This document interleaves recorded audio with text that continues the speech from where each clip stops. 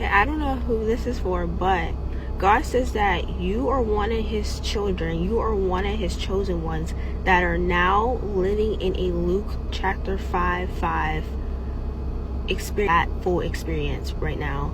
If you don't know what happened in Luke chapter 5 in the Bible, it talks about how a fisherman was out all night and they were fishing and fishing and fishing and fishing and they couldn't catch a thing.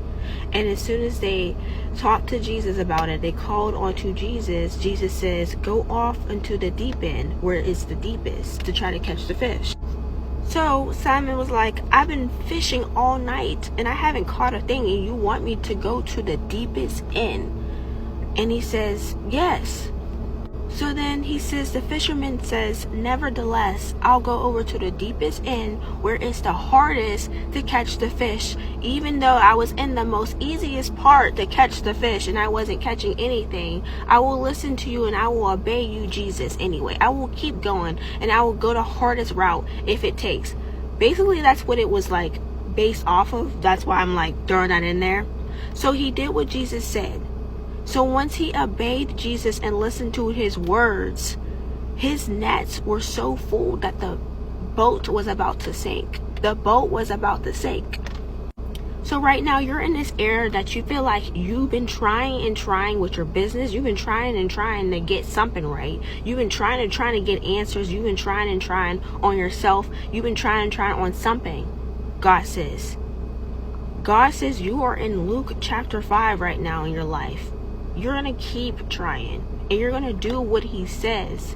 Even though it looks like you're about to have nothing, God says that he's about to overflow you to the point you're not going to be able to handle it.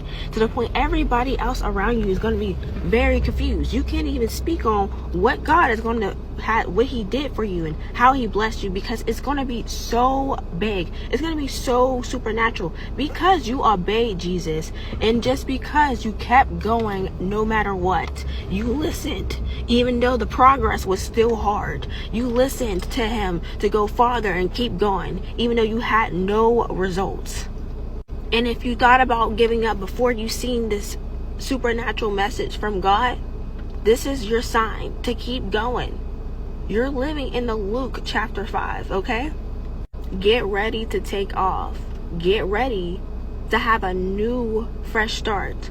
Get ready for all your promises to come at your feet.